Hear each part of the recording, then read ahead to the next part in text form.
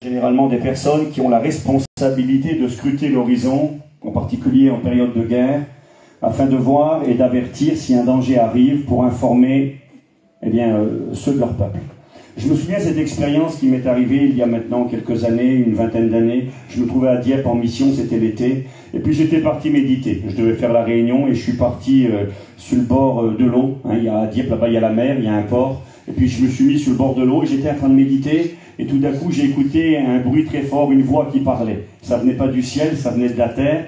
Il y avait une tourelle, une sentinelle, si vous voulez, sur le port de Dieppe. J'étais juste à côté. Et tout d'un coup, j'ai écouté « Poussez-vous, s'il vous plaît, mettez-vous sur le côté !» Alors j'ai regardé par le carreau ce qui se passait. Et j'ai vu qu'une petite embarcation, un petit Zodiac, était en train d'entrer dans le port de Dieppe. Et derrière le petit Zodiac, il y avait un grand bateau. Un grand Britannique Ferry, vous savez, ces grands bateaux, là, ces grands paquebots, il était en train de rentrer derrière, et le petit bateau n'entendait rien avec le bruit. Ils étaient tranquilles, en train de rentrer à l'intérieur du port de Dieppe. Ils ne se rendaient pas compte du danger qui était derrière eux, à cause du bruit. Et là, la tourelle, la sentinelle, qui était en train de voir la scène, le gros bateau qui arrivait, qui allait certainement emporter la petite embarcation, s'est mis à crier d'une voix forte avec les micros et à dire « Mettez-vous sur le côté, poussez-vous » Et là j'ai vu la scène, j'ai regardé, et j'ai vu ces gens dans le petit Zodiac qui ont tourné la tête et qui ont changé de direction. Ils se sont mis sur le côté, le gros bateau est passé et ils ont repris leur route. Et quelque part, ce soir, je crois que ça illustre parfaitement ce que Dieu désire faire dans nos réunions et ce qu'il voudra faire encore ce soir. Avertir les hommes et les femmes qui n'en sont pas conscients qu'ils courent un grand danger. J'aimerais être cette sentinelle qui vous avertit, qui vous demande de vous mettre de côté, de vous mettre à l'écart et d'arrêter, de prendre conscience de ce qui arrive derrière nous. Il y a quelque chose qui va arriver bientôt. La Bible nous en parle. La Bible est un livre historique, un livre poétique. Il y a des écrits dedans qui sont dignes des plus grands poèmes. Vous lisez le Cantique des Cantiques, c'est extraordinaire. Les psaumes de David. Donc un livre poétique, un livre historique. Elle nous rapporte des histoires de personnages historiques, tel David, tel Moïse, tel Abraham, tel Jésus, les apôtres, etc. Un livre d'histoire. Mais la Bible est aussi, et en particulier, un livre prophétique. Il est écrit que c'est poussé par le Saint-Esprit que des hommes ont parlé de la part de Dieu. Et au moins 30% de la Bible concerne des prophéties. Annonce des événements qui vont arriver des années, voire des centaines et des milliers d'années auparavant. Dieu seul est capable de dire ce qui arrivera dans 100 ans, dans 500 ans, dans 1000 ans. Satan lui-même ne le sait pas. Satan est une créature limitée.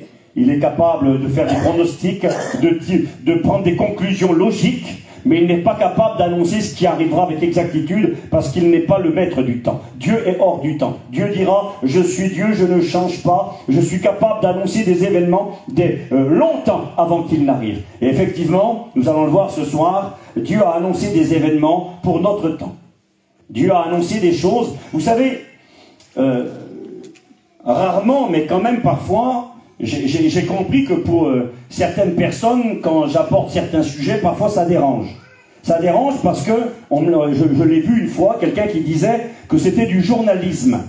Il disait que parfois, quand je prêchais, on avait plus l'impression d'assister à un journal télévisé que d'assister à une réunion où la Bible est prêchée. Eh bien, je m'excuse, je ne suis pas d'accord. Je ne suis pas un journaliste. Je suis simplement quelqu'un qui croit dans la Bible. Je suis simplement quelqu'un qui croit que ce que la Bible a annoncé va s'arriver et que forcément, si ça arrive, eh bien, on va en écouter parler. On va en écouter parler dans les médias, à travers la télévision, à travers la radio, à travers les journaux. Et quand je lis ma Bible, eh bien, parfois, j'essaye de réfléchir et de voir l'état du monde dans lequel je vis. Et j'essaie de voir si ça correspond. Donc je ne suis pas un journaliste, je suis simplement quelqu'un qui croit que la Bible est la vérité. Je crois que la Bible est la parole de Dieu et que ce qui est annoncé dans ce livre s'accomplit et s'accomplira toujours inévitablement. Vous savez, Jésus est venu sur la terre il y a 2000 ans. Jésus, le Fils de Dieu, le Sauveur du monde, celui qui existait depuis l'éternité. Jésus n'a pas de commencement. Il est écrit dans Michée chapitre 5 que son origine, elle remonte à l'éternité. Donc l'éternité, il n'y a pas de départ. Jésus est le Fils de Dieu, il est l'égal de Dieu son Père, il existe de toute éternité avec Dieu son Père, et il a décidé un jour de venir sur la terre pour sauver le monde en donnant sa vie. Il est écrit que Jésus n'est pas venu dans le monde pour juger le monde, mais pour que le monde soit sauvé par lui. Jean 3, verset 17. Jésus a voulu venir. Il était dans le ciel et il a décidé de venir sur la terre des hommes pour accomplir la plus grande des missions, à savoir donner sa vie pour sauver l'humanité. Et Jésus est venu, et quand il est venu, il a accompli plus de 300 prophéties. Les prophéties avaient annoncé de quelle manière il naîtrait. Il naîtrait d'une manière miraculeuse, d'une jeune fille. Ésaïe chapitre 7, verset 14. Dieu dit, je vous donnerai un signe, la jeune fille deviendra enceinte et mettra au monde un fils, et ce fils, ça sera Emmanuel, Dieu parmi les hommes. C'était écrit. Il était écrit où il naîtrait. Michée chapitre 5, à Bethléem, Ephrata, petite entre les milliers de Juda. L'endroit était désigné. On pourrait étudier, méditer, j'ai pas le temps et c'est pas mon message, mais juste vous faire comprendre ceci. La Bible annonce des événements des centaines et des milliers d'années auparavant et ils s'accomplissent toujours de manière parfaite. Parce que Dieu est hors du temps, parce que Dieu sait et parce qu'il est écrit que c'est poussé par le Saint-Esprit que des hommes ont parlé de la part de Dieu. Où il devait naître, comment il allait naître, de quelle manière, où il allait grandir. Vous trouvez ça dans Ésaïe chapitre 9, chapitre 11. Il allait grandir dans le pays où il y avait des ténèbres, le pays de Zabulon, de Nephtali. Zabulon signifie habitation, Nephtali signifie mon combat. Jésus allait commencer son combat, son ministère dans cette région. Capernaum, toutes ces villes, Nazareth bien sûr au départ, mais dans ces villes qui avaient été prophétisées, cette région, Jésus a accompli littéralement la mission. Il était même annoncé son ministère, il était annoncé sa mort. Dans le psaume 22, on peut lire avec exactitude, 1000 ans avant, David annonce, ils vont percer mes mains, percer mes pieds, tirer au sort mes vêtements, partager ma tunique. Et puis c'est la croix qui est préfigurée. Puis on trouve ça également dans Ésaïe chapitre 53. Donc également dans Daniel, il est question au chapitre 9 que le Messie serait retranché avec une mort violente. Et puis Jésus a accompli toutes ces prophéties.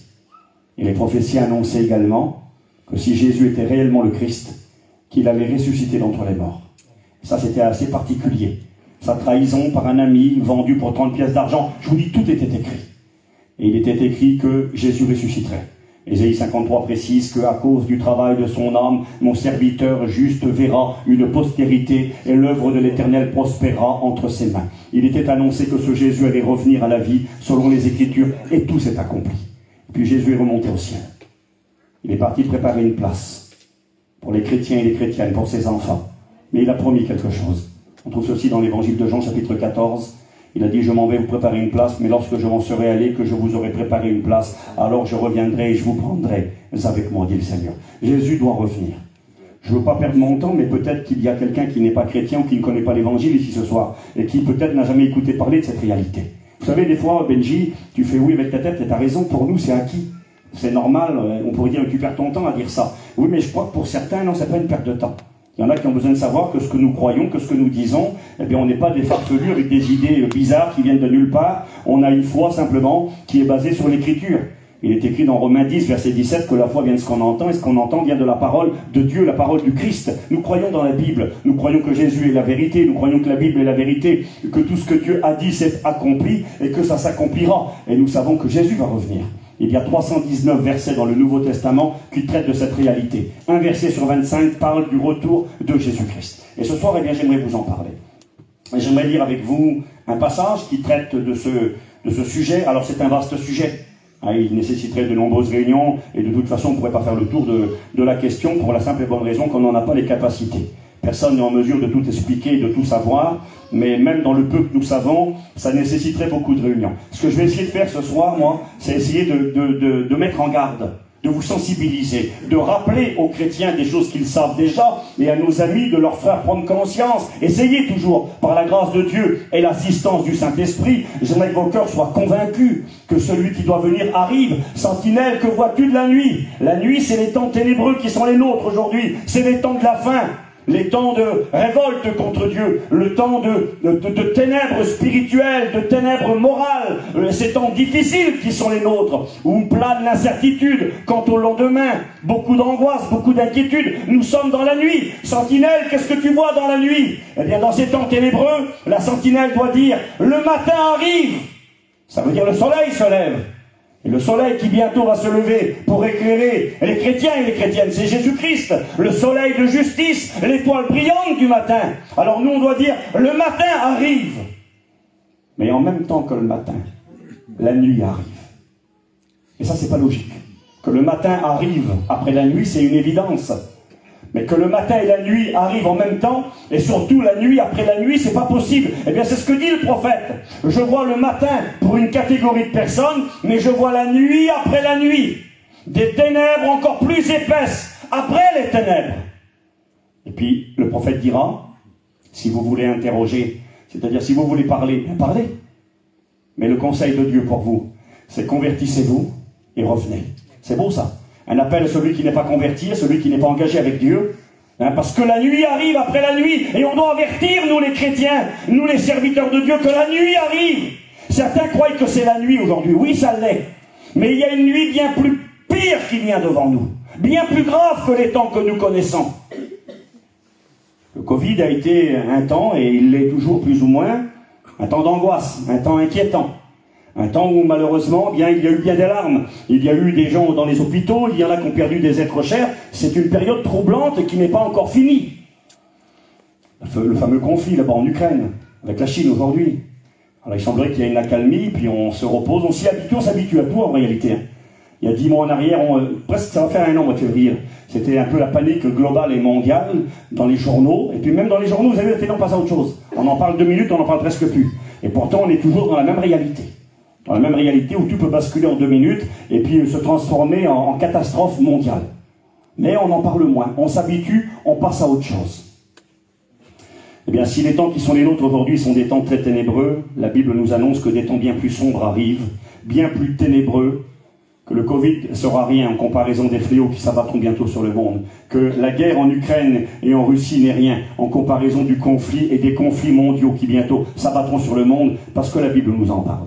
Vous savez, ces scénarios d'écriture ont fait rire bien des gens, ont été même méprisés bien souvent. Mais aujourd'hui, avec ce qui se passe dans le monde en général, les gens ont changé d'opinion. Ils sont conscients que le monde est sur un volcan et qu'il peut exploser à tout moment. Donc, une nuit bien ténébreuse va arriver après la nuit qui est le temps que nous vivons aujourd'hui pour ceux et celles qui n'appartiennent pas à Dieu. Mais la Bible enseigne que pour ceux qui appartiennent à Dieu. C'est écrit, j'aime bien quand le dernier prophète de l'Ancien Testament parle de cela. On peut peut-être le lire un instant. Il va dire ceci, il va dire « Vous verrez bientôt la différence ». C'est Malachie qui dit cela. Et il rappelle ceci à ceux qui sont chrétiens et chrétiennes, qui parfois sont troublés. Il leur dit, Malachie chapitre 3, verset 18, « Vous verrez de nouveau, bientôt, la différence entre le juste et le méchant, entre celui qui sert Dieu et celui qui ne le sert pas. Car voici le jour vient, ardent comme une fournaise, la nuit après la nuit, où tous les hautains, les orgueilleux, et tous les méchants seront comme de la paille. Le jour qui vient les embrasera, les enflammera, dit l'Éternel des armées. Il ne leur laissera ni racines, ni rameaux, mais pour vous qui craignez mon nom, se lèvera le soleil de la justice. » Voyez la distinction? Vous verrez bientôt une différence. Mais pour vous qui craignez mon nom, se lèvera le soleil de la justice. La guérison sera sous ses ailes. Vous sortirez, vous serez comme les veaux qui sortent d'une étable. Vous foulerez les méchants, car ils seront comme de la cendre sous la plante de vos pieds au jour que je prépare, dit l'Éternel des armées.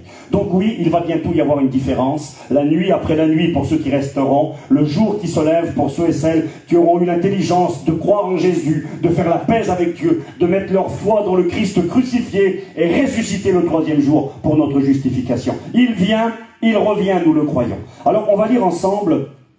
Je vais vous parler ce soir d'un personnage, voire un aspect de cette réalité concernant le retour du Seigneur. Je le dis de suite parce que c'est vrai, sincèrement c'est vrai. Et de tout mon cœur je vous le dis, c'est vraiment vrai. Moi je ne cherche pas à faire un message sensation. J'ai rien à prouver à personne. Rien du tout. L'évangile c'est pas un jeu. La prédication n'est pas un concours. Il n'y a pas de concours de message avec personne. On prêche simplement la parole de Dieu, ce que Dieu met sur nos cœurs. Je connais ici les frères depuis longtemps, Benji, on a fait nos études ensemble. Paulo, c'est un ancien, je le connais depuis des années. Moi, ça fait 23, 24 ans que je suis marié. Depuis que je suis marié, je me suis marié avec une fille d'Angers. Je le connais depuis l'époque là. Mais j'ai rien à prouver à Paulo, il le sait. Il n'y a personne ici. Et je vous prêche avec mon cœur parce que je crois qu'il est important d'avertir. Les frères le font, j'en suis convaincu à 100%. Et ben moi, je apporte ma petite pierre aussi. Je ne vais rien faire de plus, rien faire de moins. Je ne viens pas ici pour tout casser. Les frères n'ont pas besoin de moi. L'œuvre se fait ici sans moi très bien, parce qu'il y a Jésus qui est avec eux ici. Sans Jésus, il ne se fait rien. Mais parce que Jésus est là, il se fait plein de choses. Mais ce soir, j'ai mon petit rôle à jouer et j'aimerais vraiment que vous preniez conscience. Ce n'est pas un beau message, ni un message sensation. C'est un message important, comme tous les autres messages, pour vous donner à prendre conscience, à ce que les écailles tombent de vos yeux. Je l'ai dit, la voix qui crie au petit bateau, mets-toi sur le côté, le danger arrive. Et j'aimerais vous informer qu'un grand danger arrive et qu'il faut se mettre sur le côté, qu'il faut arrêter maintenant. C'est marqué dans la Bible, arrêtez-vous et sachez que je suis Dieu. Arrêtez de faire la guerre à Dieu. Arrêtez d'essayer de vivre votre vie sans Dieu, parce que vous allez vers un échec inévitable. Je lis pour vous, dans 2 Thessaloniciens, chapitre 2, je vais lire à partir du verset 7. J'aurais voulu lire avant, mais je préfère arriver directement au fait. Je lis avec vous, et je vais quand même demander ensuite à Apollo de prier. Je lis 2 Thessaloniciens 2, versets 7 et 8. « Car le mystère de l'iniquité agit déjà. Il faut seulement que celui qui le retient encore ait disparu, et alors paraîtra l'impie que le Seigneur Jésus détruira par le souffle de sa bouche et qu'il anéantira par l'éclat de son avènement. » On prie le Seigneur avec Paul un instant. Que Dieu nous bénisse à chacun. Notre Dieu, notre Père, nous te disons merci, Seigneur. Nous te demandons dans cette soirée, oui, Seigneur, Seigneur, que ta parole réveille des consciences, que ta parole, Seigneur, touche des cœurs à salut, à ceux fins qui reconnaissent en toi que tu es le sauveur du monde, Seigneur. Et pour ça, Seigneur, et tu as besoin, Seigneur, de ton serviteur que tu as choisi. Et nous te demandons dans cette soirée de parler à travers sa bouche, à seule fin, Seigneur, d'encourager ton peuple. Merci. Et que les inconvertis puissent se trouver à toi et qu'ils reconnaissent en toi que tu es le seul qui peut inscrire leur nom dans le livre de vie. Alors, Seigneur, tu agis par le Saint-Esprit, par le moyen de ta parole et à travers celui que tu as choisi. Et nous t'en disons merci. Amen. Amen. Merci Seigneur. Voilà, nous voulons vraiment que Jésus agisse par l'Esprit et puis qu'il marque vos cœurs, qu'il ouvre votre intelligence et qu'il vous aide à comprendre ce soir. J'ai fait une lecture qui peut paraître un peu étrange pour ceux qui ne sont pas accoutumés à la parole de Dieu. Je vais le refaire maintenant. Il est écrit: le mystère du péché agit déjà. Il faut seulement que celui qui le retient encore ait disparu. Quel est ce mystère? Mystère, c'est quelque chose que personne ne sait. Quelque chose de caché et qui a besoin d'être révélé. La Bible nous révèle des mystères. Le mystère du péché, mais qu'est-ce que c'est? Le mystère du péché, c'est un homme, c'est une personne. Le mystère du péché agit déjà, il faut seulement que celui qui le retient. Il y a quelqu'un qui retient ce personnage pour qu'il vienne. Il faut que celui qui le retient encore ait disparu. Et alors, c'est-à-dire, le mot alors, c'est le mot de suite. En grec, c'est le mot toté, qui veut dire juste après.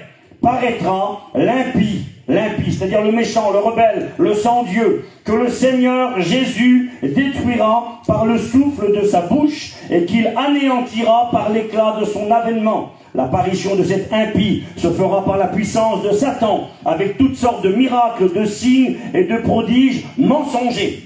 La Bible annonce la venue d'un personnage dont l'apôtre Paul, qualifiera d'impie, de méchant. Et que cet homme se manifestera par la puissance de Satan. Et puis,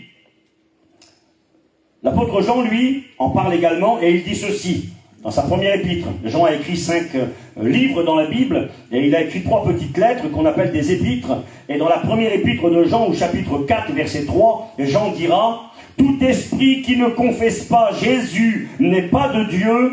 C'est l'esprit de l'Antéchrist dont vous avez appris la venue. » C'est l'esprit de l'Antéchrist dont vous avez appris la venue. Et il est écrit dans 1 Jean, chapitre 2, verset 18, « Petits enfants, c'est la dernière heure. » C'est-à-dire c'est la fin. Et comme vous avez appris qu'un Antéchrist vient, par là nous connaissons que c'est la dernière heure. Vous avez appris qu'un Antéchrist vient. La Bible nous enseigne, et je vais vous parler de ce personnage ce soir, en partie, qu'un homme va venir à la fin des temps, appelé l'Antéchrist. Anté ou anti, on peut dire les deux sont valables. Anti, ça veut dire contre. Un homme qui sera contre le Christ. Anté, ça veut dire quelqu'un qui se fait passer pour, ou qui vient à la place de, ou même avant, quelque chose qui est antérieur. Quelqu'un qui vient avant, quelqu'un qui vient à la place, quelqu'un qui vient contre. Et c'est exactement ce que fera ce personnage. Il viendra régner sur cette terre, avant que Christ ne vienne lui-même régner sur cette terre. Il sera contre le Christ, et il se fera lui-même passer pour le Christ. à un point tel qu'il arrivera à séduire le peuple d'Israël. Il ne dira jamais qu'il est Jésus-Christ, mais il se présentera comme étant le Christ. Le Christ, c'est quoi? Le Christ, c'est le Sauveur. Le mot Christ vient du mot hébreu, le Messie. Traduit par Christ, Christos, qui est du grec. Messie veut dire celui sur qui on verse de l'huile, c'est-à-dire le roi promis, le roi choisi. Celui qui va venir résoudre les problèmes de l'humanité. Et cet homme se présentera comme un homme de solution. La Bible déclare qu'il sera un séducteur, qu'il sera un menteur. Et puis, toujours dans les quelques détails de l'Écriture, je vais vous parler d'un homme qui a vécu il y a environ 4000 ans en arrière. Vous allez dire, où est-ce que tu vas? Vous allez voir dans 2 minutes, pour vous aider à comprendre qui est ce personnage qui vient bientôt et qui va tromper l'humanité. Maintenant, nous l'avons lu, je ne rentrerai pas dans les détails, j'ai pas le temps. Si vous avez des questions, on pourra en parler après la réunion. Il est écrit que l'apparition de cet impie se fera effectivement, mais qu'il faut que celui qui le retient encore ait disparu. Le mot disparaître, ça veut dire soit ôté, soit enlevé. Il y a quelqu'un qui va être enlevé, qui va être ôté, parce que ce quelqu'un empêche à l'antéchrist de venir. Il faut que celui qui le retient encore ait disparu, et alors paraîtra l'homme impie que le Seigneur Jésus détruira quand il reviendra pour régner sur cette terre. Mais qui est-ce qui empêche cet homme de venir? Eh bien, je vais arriver au fait, c'est l'Église de Jésus-Christ.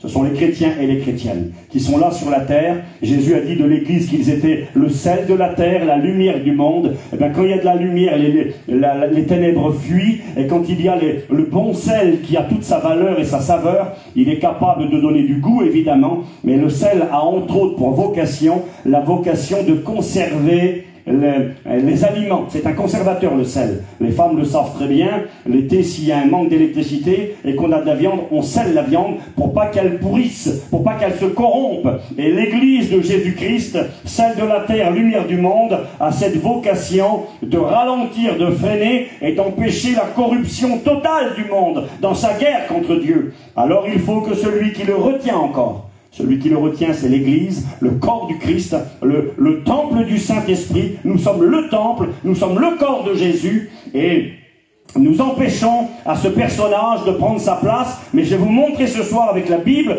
eh bien, que le monde à la fin des temps va aspirer profondément à la venue de ce personnage. Il est écrit, nous l'avons lu, l'avènement de ce personnage. Le mot avènement, le mot grec c'est le mot parousia, c'est la venue glorieuse de quelqu'un d'important que l'on désire.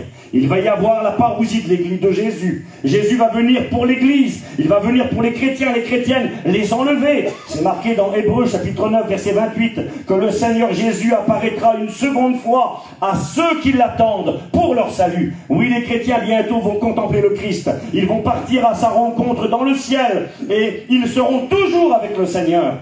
Et il est écrit dans Apocalypse 12 et verset 12 que lorsque l'Église sera dans le ciel avec Jésus, il y aura de la joie dans le ciel. Il est écrit, réjouissez-vous cieux et vous qui habitez les cieux, mais malheur à la terre et à la mer parce que Satan est descendu vers vous animé d'une grande colère. Et ça c'est dans Apocalypse 12 verset 12. Et quand tu lis juste après, eh bien il est écrit que lorsque l'Église est dans le ciel et qu'elle se réjouit, et que Satan est précipité sur terre animé d'une grande colère pendant 42 mois, il est écrit qu'il mettra en place cet homme à la tête de l'humanité. Juste après.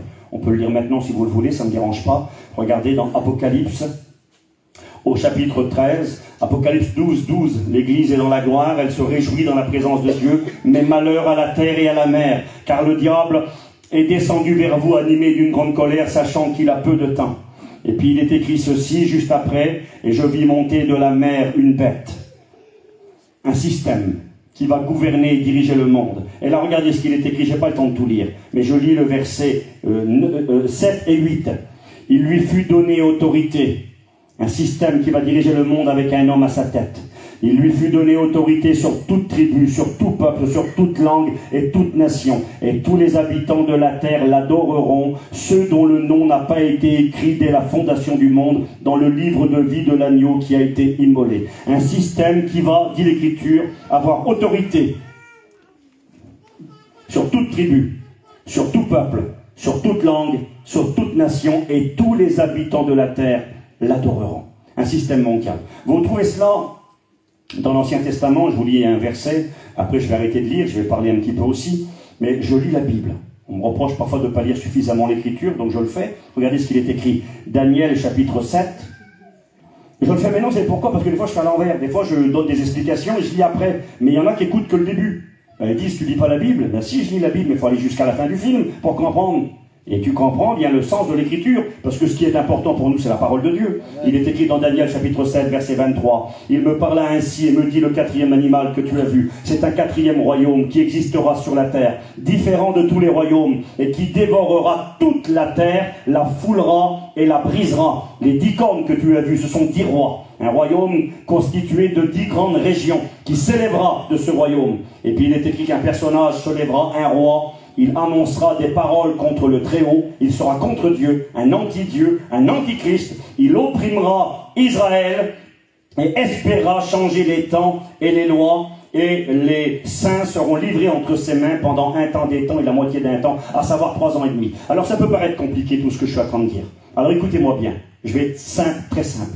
La Bible enseigne que quand Jésus va revenir à la fin des temps, il va venir d'abord, premièrement, enlever son Église. Là, Jésus ne revient pas sur la terre et tout le monde ne voit pas Jésus. À l'enlèvement de l'Église, il n'y a que les chrétiens et les chrétiennes qui le verront. Et Jésus a dit cette parole dans Matthieu chapitre 24. Il est écrit ceci, Jésus parle de son retour et il dit que 2 dans un champ, l'un sera pris, l'autre sera laissé. C'est des hommes au boulot en train de travailler le matin. 2 femmes à la meule, tâches domestiques, en train de faire leurs affaires, on dirait nous, en train de laver leur camping, en train de laver leur maison, faire leur lit, s'occuper de leurs enfants. 2 femmes à la meule, l'une sera prise, l'autre sera laissée. 2 dans un lit, c'est le foyer ça. L'un sera pris, l'autre sera laissé. Une manière de dire que le choix est personnel, une manière de dire que ce sera un événement imprévu. Il est écrit qu'il viendra comme un voleur à un moment inattendu et qu'il faudra être prêt pour l'échéance. Et là, il y aura un cri, et certains partiront dans le ciel, à la rencontre de Jésus dans les airs, et ils seront consolés, ils seront avec Jésus, avec les sauvés, et ce sera, la Bible parle d'une grande fête dans le ciel, que l'on appelle les noces de l'agneau. Apocalypse chapitre 19 nous en parle. Et sur la terre commencera un temps de désespoir, un temps de chaos, un temps qui débutera, ça sera que le début ça, le début du grand chaos, débutera par la mise en place d'un gouvernement mondial. C'est ce que nous avons lu. Un homme va arriver qu'on appelle l'antéchrist ou l'antichrist. Et cet homme-là, eh bien, attend que l'Église disparaisse et va être placé à la tête de l'humanité dans une guerre contre Dieu. C'est ce que dit l'Écriture. Et cet homme arrivera à gouverner le monde entier. Est-ce que c'est possible? Est-ce que c'est possible aujourd'hui? Est-ce que l'actualité nous en parle? À la fin du message, je vais vous présenter un livre qui n'est pas un livre chrétien. Un livre que vous pouvez acheter dans les magasins, que vous pouvez commander sur Internet. Le nom du livre, c'est « Le monde n'a plus de temps à perdre. Appel pour une gouvernance mondiale, solidaire et responsable. » Ça, c'est pas un livre chrétien. C'est un livre, je le répète, c'est pas une information qu'on a lue sur Internet et on ne sait pas d'où que ça vient. C'est transparent, les noms sont marqués, qui a écrit le livre, c'est un message qui est envoyé à l'ONU, aux dirigeants des hommes qui ont un grand pouvoir dans le monde. Et puis il parle d'un groupe de personnes qui s'appelle le Collegium International et qui a été fondé par, entre autres, Michel Rocard, qui était un ministre français, Premier ministre de Mitterrand, député européen, sénateur, enfin un homme politique. Il est mort là, il y a 1 an ou 2 en arrière, un homme qui est connu. Et puis on va voir ensemble qu'est-ce que disent les dirigeants du monde, là dans ce livre. Vous pouvez l'acheter, il n'y a aucun problème. Je ne fais pas de publicité, c'est pas un livre chrétien, mais quand on voit ce livre, et puis en plus ils ont mis un symbole. Ces gens-là, ils travaillent dans le monde entier, ils sont venus en France, ils sont venus en Bretagne, et ils ont pour symbole, là où ils font leurs réunions, ils mettent des tableaux, et là on ne le voit pas très bien, vous le regarderez ceux qui veulent à la fin. Le tableau qui représente leur mouvement et leur livre, c'est la tour de Babel. Une tour qui représente la tour de Babel dont parle l'Écriture, on va voir ensemble pourquoi. Donc j'aimerais maintenant vous parler d'un homme dans l'Ancien Testament qui a vécu il y a très longtemps. Je vous l'ai dit, environ 4000 ans. Il a vécu un petit peu après le déluge. J'ai regardé tout à l'heure encore, j'ai vérifié quand est arrivé le déluge sur la terre. Le déluge, c'est le moment où Dieu a puni le monde à cause de son péché et où il a envoyé de la pluie en continu pendant 40 jours et 40 nuits. Et puis il est écrit que les eaux ont recouvert toute la terre et puis que les hommes ont péri. Et simplement 8 personnes ont survécu. Noé, sa femme, ses 3 fils et ses 3 belles-filles. Le déluge est arrivé en l'an 1656 après la création d'Adam. Et puis il est précisé dans la Bible bien qu'après le déluge, Noé a vécu 350 ans. Donc Noé est mort en 2006 après la naissance d'Adam. Et c'est quelques années plus tard que le personnage dont je vais vous parler maintenant est apparu sur la scène de l'humanité. Cet homme, on va lire son histoire dans Genèse, chapitre 10, verset 6. Je lis pour vous. Les fils de Cham. Cham, c'est l'un des 3 garçons de Noé, un de ses 3 fils, le 3e. Les fils de Cham furent Cush, Misraïm, Pout et Canaan. Les fils de Cush furent Saba, Avila, Sapta. Pour le test de lecture, c'est bon ça. Pour voir si on arrive à lire, c'est bien. Je lis vite fait.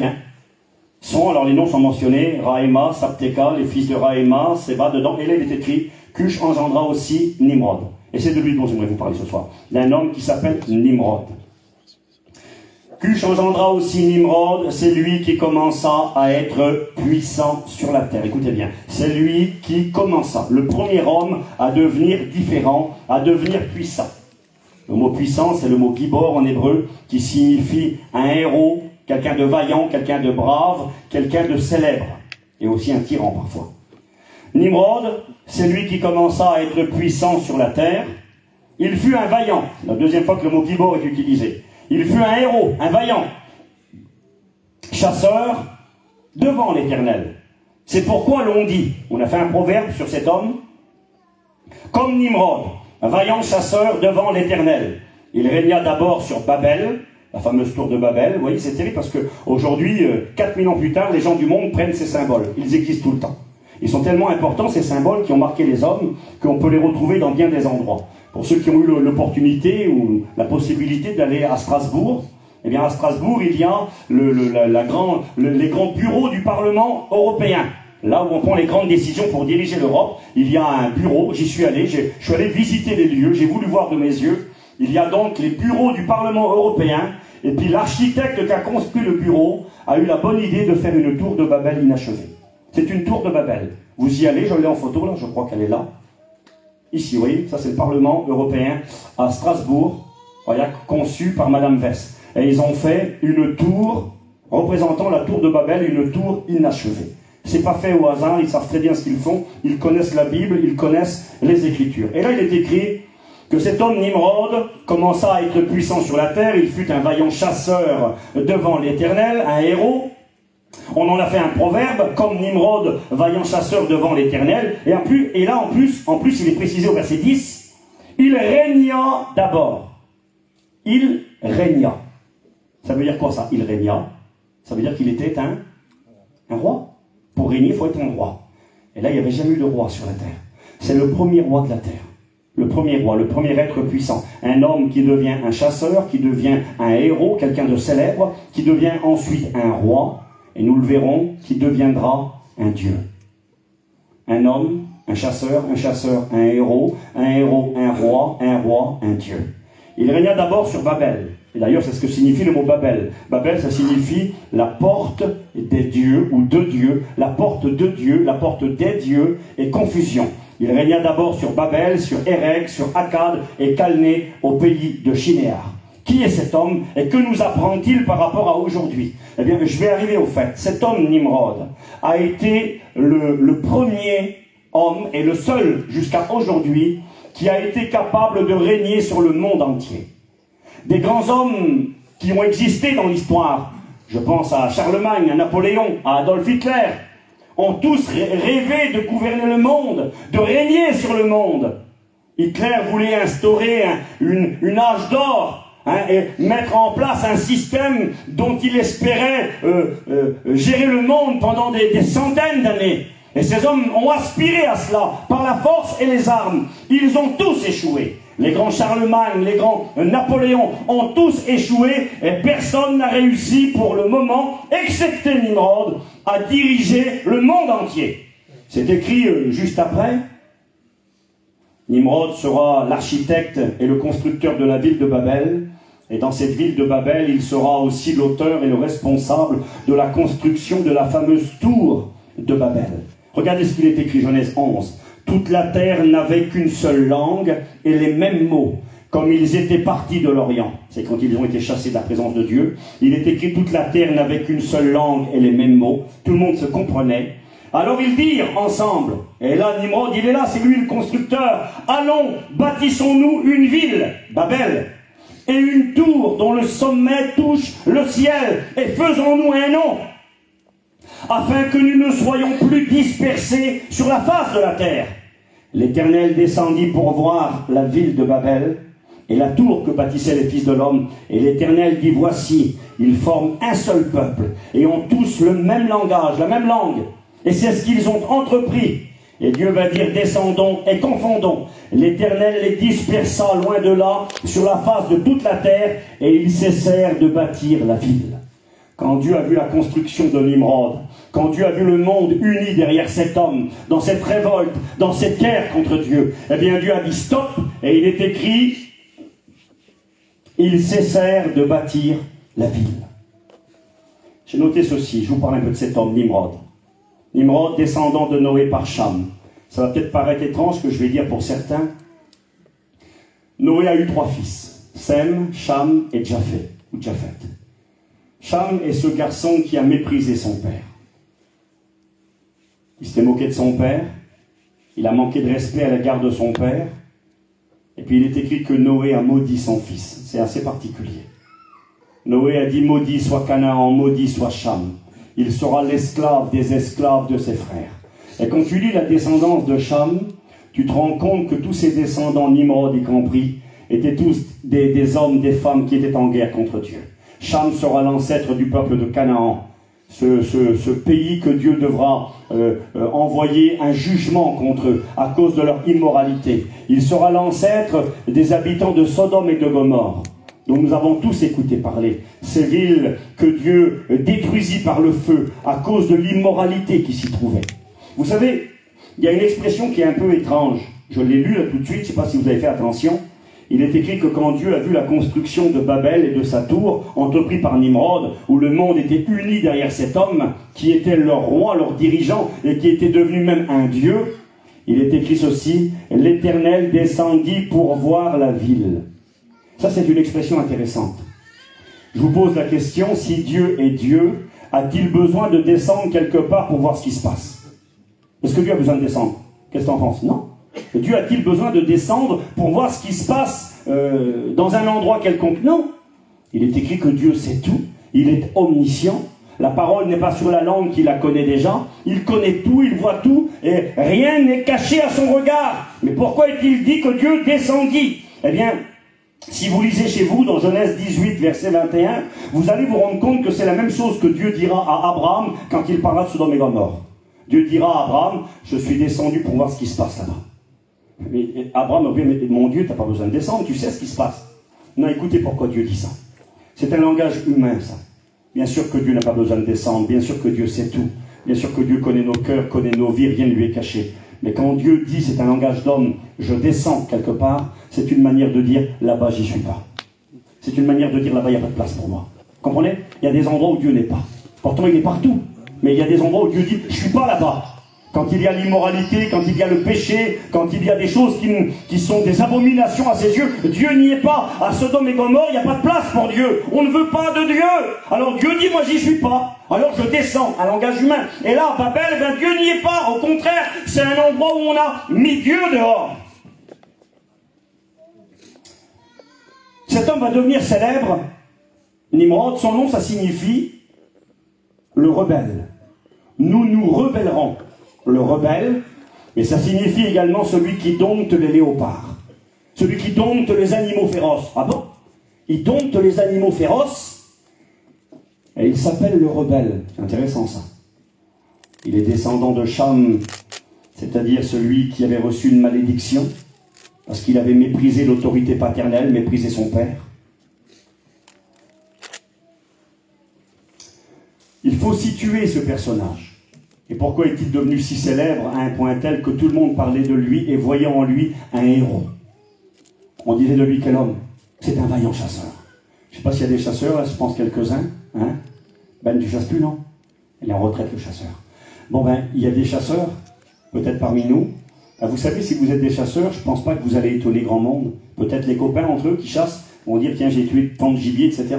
Mais en réalité, on n'étonne pas grand monde aujourd'hui. Mais à l'époque, le fait d'être un chasseur, ça voulait dire beaucoup. Je vais vous expliquer pourquoi. Nous sommes à une époque qui se situe juste après le déluge. Nous avons 8 humains qui vont repeupler l'humanité. 6 en réalité.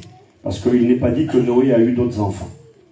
Noé et sa femme ont eu 3 enfants, 3 garçons, et ces 3 garçons vont être à l'origine de l'humanité tout entière. Et puis les humains vont se multiplier, et d'ailleurs ils vont recevoir l'ordre de Dieu lui-même. Écoutez ce que Dieu dira. Le commandement de Dieu, il paraît tellement simple, des fois on n'y fait même pas cas, mais c'était un commandement qui nécessitait beaucoup de foi. Il est écrit ceci dans Genèse chapitre 9, juste après le déluge, verset 1er. Dieu bénit Noé et ses fils, et il leur dit, soyez féconds, multipliez, écoutez bien, et remplissez toute la terre. Vous serez un sujet de crainte et d'effroi pour tout animal de la terre, pour tout oiseau du ciel, et pour tout ce qui se meut sur la terre, et pour tous les poissons de la mer, ils sont livrés entre vos mains. Tout ce qui se meut et qui a vie vous servira de nourriture. Je vous donne tout cela comme l'herbe verte. Tout simplement parce qu'avant le déluge, eh bien, Noé et sa famille ne consommaient pas de viande, on ne mangeait pas d'animaux. C'est après le déluge que l'homme a reçu la possibilité, l'autorisation de consommer de la viande. Écoutez-moi bien, verset 7. Et vous, soyez féconds, multipliez et répandez-vous sur la terre. Dieu est en train de dire à l'humanité naissante, ces 3 couples, avec le père, avec Noé et sa femme, il est en train de leur dire, vous allez vous multiplier sur la terre. Vous allez devenir un sujet d'effroi maintenant pour les animaux. Alors ça n'engage que moi, c'est pas de la doctrine, mais je crois que c'est cohérent.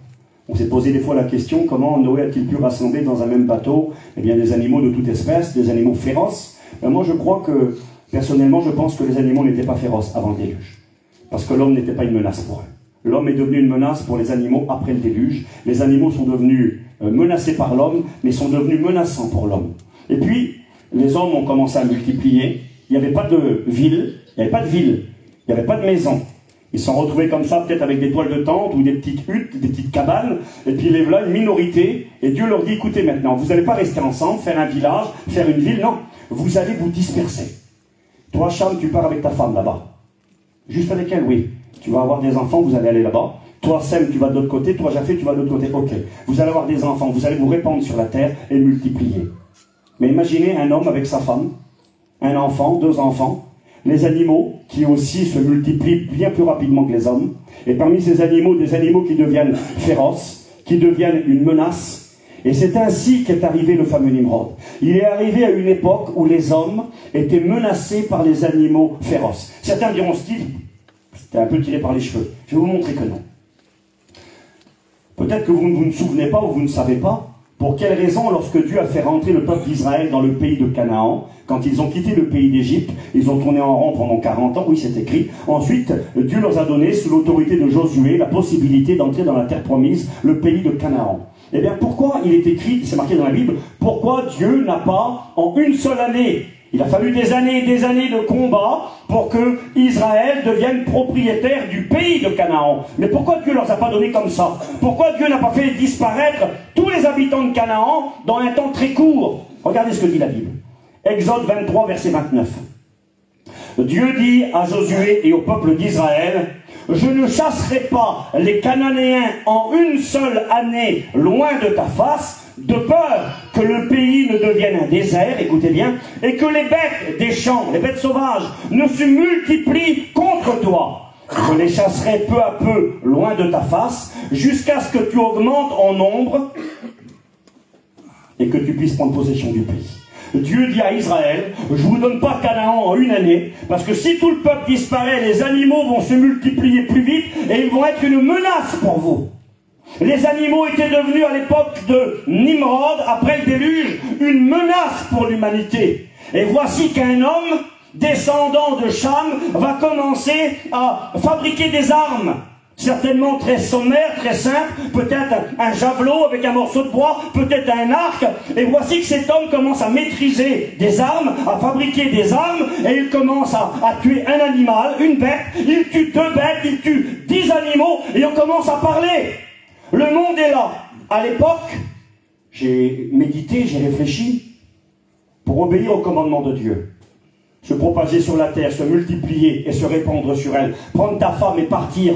Vivre, je sais pas moi, dans des lieux hostiles. Vivre dans des forêts, vivre dans des bois, avec des animaux qui sont là, des lions, des tigres, des léopards qui sont là, qui te menacent. Il fallait avoir une grande foi en Dieu. Il fallait croire que Dieu serait capable de te protéger, de te garder. Pas de ville, pas de muraille, pas de protection, pas d'armes, à la merci du monde qui était hostile. Fallait-il avoir la foi? Et quand tu n'avais pas la foi, c'était le cauchemar qui s'installait. Quand tu n'avais pas la foi, c'était la terreur. Moi j'ai noté ça tout à l'heure, ça vaut ce que ça vaut. Hein. J'ai marqué les animaux sauvages se multiplièrent plus rapidement que les humains et s'avérèrent donc être une véritable menace, suscitant de nombreuses craintes, souffrances et pertes de vie. Ils devaient commettre de grands ravages parmi les populations dispersées et errantes, et leur inspirer sans aucun doute une grande terreur. Le danger qu'il y avait là pour les existences humaines, quand la population est restreinte, se trouve indiqué par la raison que Dieu nous donne. Pourquoi il n'a pas fait venir Israël en une seule année à Canaan, le verset que je vous ai lu. J'ai marqué le commandement de se répandre sur la terre. Semble simple dans ses exigences, mais suscitait de l'obéissance et beaucoup de foi. Car il ne faut pas oublier qu'après le déluge, Dieu a permis aux hommes de consommer les animaux, et ce qui n'était pas le cas auparavant, et que c'est à partir de ce moment que ces derniers, ayant peur de l'homme, devinrent féroces et un danger pour l'humanité. Nous avons affaire à une humanité qui a peur. Écoutez bien, vous allez voir comment on arrive aujourd'hui pareil. Il n'y a rien de nouveau sous le soleil. On croit voir du nouveau, mais tout est toujours pareil. L'humanité avait peur. Elle avait soif de paix, elle avait soif de sécurité. Elle avait peur de cette menace constante et elle voulait trouver une solution. Et voici qu'on parle d'un homme, un inconnu, un anonyme. Cet homme est capable de fabriquer des armes, il est capable de tuer les animaux, et puis les gens ils viennent derrière lui. Il devient un héros, il devient un sauveur, il devient un Messie, un Christ, un libérateur. Les gens se mettent derrière lui, et sa renommée se répand. Et il y a tellement de monde, il ne peut plus avoir tout le monde derrière lui. Il décide de construire la première ville, une ville fortifiée, avec des murailles autour, la ville de Babel, avec une grande tour, au sommet duquel il sera possible de trouver refuge. Cet homme, mes amis, est celui qui va proposer à l'humanité une solution sans Dieu. Plus besoin d'avoir la foi, plus besoin de croire en Dieu. Avec les menaces qui terrorisaient le monde de l'époque, Nimrod représentait l'espoir. J'ai noté ceci, Nimrod, le rebelle, le dompteur de léopards, fabrique des armes, apprend à tuer ses animaux, sa renommée se répand, les hommes se rassemblent autour de lui, il devient un héros, il devient une référence, il devient l'espoir, le symbole de la paix et de la sécurité, il devient un chef, le bienfaiteur de l'humanité, le sauveur. Et en plus, il commence à construire des villes fortifiées avec sécurité et paix garantie. Il deviendra le premier roi. Vous savez, le roi de l'univers, ce n'est pas un homme. Le roi de l'univers, c'est Dieu. Dieu est le roi. D'ailleurs, Dieu reprochera au peuple d'Israël, lorsqu'ils demanderont au prophète Samuel la possibilité d'avoir un roi qui les dirige. Quand ils vont demander un roi au prophète Samuel, Samuel n'est pas d'accord. Et puis quelque part, Dieu aussi n'est pas d'accord. Parce que le roi d'Israël, c'est Dieu. Le roi de l'humanité, c'est Dieu. Et là, dans la Bible, nous voyons que dès le départ, les hommes ont préféré, au lieu de se confier en Dieu, de se tourner vers quelqu'un d'autre, et ce quelqu'un, eh bien, s'est présenté comme étant un Dieu, a accepté de protéger, a accepté d'apporter une sécurité et une paix, mais il a fait la première ville, Babel, la porte des dieux. Et cet homme a voulu que les hommes se tournent derrière lui. Il est écrit qu'il était un vaillant chasseur, mais il est précisé qu'il était devant l'Éternel. Et vous savez, quand on est devant quelqu'un, vous êtes devant moi ce soir, vous êtes en face de moi. Bien, cet homme s'est tenu devant Dieu, il s'est mis en face de Dieu. Il a pris position contre Dieu. J'ai marqué, les hommes préférèrent se cacher derrière Nimrod et le suivre dans sa rébellion. Nous nous rebellerons. Il pouvait les défendre, et cela malgré l'ordre divin de se propager sur la terre.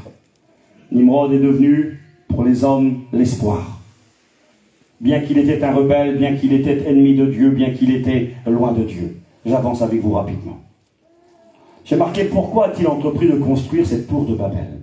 Cette fameuse tour, hein, on en a des représentations, j'en ai ici avec moi là. Vous voyez, elle a été dessinée, on ne sait pas comment elle était, évidemment, elle a été détruite, mais enfin, elle a cessé d'être construite et puis on ne sait pas où elle était. On ne sait pas où elle est, on n'a plus de traces d'elle. Mais il y a des peintres qui l'ont fait. Vous voyez, la tour de Babel, Bruegel. Et ici, le Parlement européen à Strasbourg, il y a même des affiches où on voit les représentations de cette tour, j'y reviens dans une minute. Il construit une grande tour pour représenter l'unité. Tout le monde est avec lui, une pensée unique, avec un leader qui les dirige et une position contre Dieu. Alors j'ai marqué pourquoi la tour de Babel. J'ai marqué premièrement, afin de s'assurer que même face à un nouveau déluge. Il y avait eu un déluge. Le déluge, c'était la pluie qui était tombée du ciel parce que Dieu avait puni les hommes à cause de leurs péchés. Et il est écrit que les plus hautes montagnes ont été recouvertes jusqu'à 7,50 mètres au-dessus des plus hautes montagnes. Hein, aujourd'hui, la plus haute montagne sur la Terre, c'est le mont Everest, qui fait presque 10 km de haut. Eh bien, il y avait de l'eau là sur la surface du sol, 7,50 mètres au-dessus du mont Everest. 10 km d'eau, pratiquement par rapport au niveau de la mer, partout sur la Terre. J'ai marqué ceci, l'une des raisons pour laquelle Nimrod, le rebelle, a entrepris sa construction. Il savait qu'il était en guerre contre Dieu. Il savait qu'il était en train d'amener les hommes à désobéir à Dieu. Dieu avait dit, multipliez-vous, répandez-vous sur la terre, faites-moi confiance. Lui, il dit, non, pas besoin, venez avec moi, je vais construire des grandes villes, venez tous derrière moi, on va se mettre ensemble, et moi, je vais vous protéger. J'ai marqué pourquoi la tour de Babel, afin de s'assurer que même face à un nouveau déluge, c'était un défi lancé à Dieu. Il y a un écrivain du 1er siècle en Israël, c'était un juif, il s'appelait Flavius Joseph, c'était un sacrificateur, un serviteur de Dieu, et lui-même a dit la même chose. J'ai lu dans un de ses livres, il expliquait que Nimrod avait construit cette tour afin de lancer un défi à Dieu. C'était un acte de rébellion, afin de s'assurer que même face à un nouveau déluge, c'est-à-dire jugement divin contre le péché, l'homme pourrait se mettre à l'abri à son sommet. C'était une manière de dire à Dieu, on n'a pas peur de toi. L'un des buts de la construction. On va faire une tour, oui mais regarde, on désobéit à Dieu, on te rend un culte à toi, t'es un homme, on n'obéit plus à l'éternel, on ne se propage pas sur la terre. Oui mais, écoutez, n'ayez plus peur de Dieu. On va faire une tour qui va toucher le ciel. Pas haute la tour, elle va toucher le ciel. Comme ça, même si Dieu envoie un nouveau déluge, vous craindrez rien du tout, vous trouverez refuge en haut de la tour. C'était un défi lancé à Dieu. C'était aussi une manière de se faire l'égal de Dieu, en se mettant à la hauteur de Dieu. C'est ce que le diable a désiré. Ésaïe 14, verset 12. Je serai semblable au Très-Haut. Pourquoi cette tour? Afin que les hommes ne soient jamais dispersés. Car la tour était visible de loin. L'homme pouvait toujours se retrouver. On pouvait partir bien loin. Imaginez, il y a 4000 ans en arrière, il n'y a pas New York, il n'y a pas Paris, il n'y a pas toutes les villes que l'on connaît aujourd'hui. Il y a les villes que lui a construites, dans une même région, dans une vallée fertile. Aujourd'hui, c'est à peu près en Irak, hein, à peu près, pour vous donner une idée. Et puis là, eh bien, il entreprend cette construction et il fait une grande tour. Pourquoi? Afin que les hommes ne soient jamais dispersés, car la tour était visible de loin, l'homme pouvait toujours se retrouver. La tour qui était haute et imposante engendrait un sentiment de force, de sécurité et de paix. Tous avaient la même langue, ils étaient tous ensemble. C'était devenu la norme, je marquais bien que mauvaise, et loin de celle de Dieu. Ils n'avaient vraiment plus besoin de Dieu, tout au moins du vrai Dieu, avec sa morale et ses contraintes. Leur salut, leur bonheur et leur vie ne dépendaient que de l'homme. Plus besoin de Dieu. On a Nimrod aujourd'hui. On a notre Sauveur, on n'a plus peur des animaux, plus besoin de la foi. Il nous délivre, il nous apporte la paix, il nous apporte la sécurité. J'aimerais vous dire que nous vivons dans un temps similaire. Nous vivons dans un temps où le monde entier aujourd'hui tient un langage universel. La langue unique, c'est pas l'anglais, ni l'espagnol, ni ce que vous voulez. La langue unique, c'est la même façon de concevoir les choses. Vous savez qu'aujourd'hui, les mœurs, même les coutumes traditionnelles des peuples, tendent à disparaître. Nous-mêmes, on y est touchés. Autrefois, on pouvait identifier une ethnie, un groupe, un peuple, à sa manière de parler, à sa tenue vestimentaire, à ses mœurs, à ses coutumes. Ça n'existe plus. Aujourd'hui, il y a la pensée unique au niveau mondial. À travers les médias, à travers la télévision, à travers les penseurs de ce monde, on inculque des choses et on est en train de façonner la population mondiale. Aujourd'hui, je m'excuse, hein, le gitan, le manouche, le rome, le sédentaire, tout le monde s'habille pareil. Les mêmes tenues vestimentaires, le même désir, le même but dans la vie. Gagner de l'argent, avoir une maison, avoir des affaires, réussir, avoir une notoriété, se faire un nom, avoir de la sécurité. Sécurité face à la maladie, sécurité face au manque d'argent. Alors le monde aspire juste une vision terrestre. Le ciel, on n'en a pas besoin, c'est ce que disent les gens du monde. Ils ne veulent pas du ciel. Si, quand ils sont morts au cimetière. Mais autrement, on n'a pas besoin de Dieu, on n'a pas besoin du ciel. On vit pour la terre, on veut réussir, on veut se faire plaisir, on veut se réjouir, on veut satisfaire ses sens, on veut se divertir. Et ça, c'est dans le monde entier. J'ai eu l'opportunité de voyager un peu dans le monde.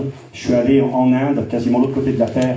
Eh bien là-bas en Inde, on voit cette mentalité. Eh bien, comme dans le monde, chacun veut avoir son téléphone portable, chacun veut avoir son jean, chacun veut ses baskets. Tout le monde le façonnait dans une même pensée.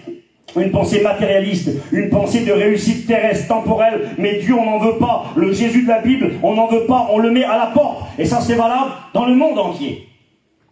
Regardez, j'ai noté ceci. Que Dieu soit béni et glorifié. J'ai marqué le monde d'aujourd'hui. Qu'est-ce que ça a à voir avec tout ce qu'on a lu là? Le premier antéchrist qui a dirigé le monde. Un homme qui devient un chasseur, devient célèbre face à ce qui menace les hommes. Il devient un héros, il devient un chef, il devient un Dieu. C'est exactement ce que fera à la fin des temps l'antéchrist. Exactement la même chose. Un homme qui viendra de nulle part parmi les nations. Il deviendra un héros. Il va trouver des solutions là où personne n'en trouve. Il va être un séducteur. Les gens se ligueront derrière lui. Quelqu'un capable de résoudre les problèmes de l'humanité, et ils sont nombreux. Ce message, là, ces notes, là, je les ai faits il y a plus de 10 ans. Plus de 10 ans, 11, 12 ans, mais peut-être plus que ça. J'avais fait ces notes là à l'époque et j'avais écrit ça. Le monde d'aujourd'hui, alors imaginez si c'était vrai il y a 11 ans en arrière, aujourd'hui, imaginez aujourd'hui. Le monde d'aujourd'hui vit un malaise profond, il a peur. Il est angoissé et a soif de paix et de sécurité. Le plan que Dieu propose à travers l'évangile de Jésus, parce qu'il y a une autre solution. Le monde a peur aujourd'hui.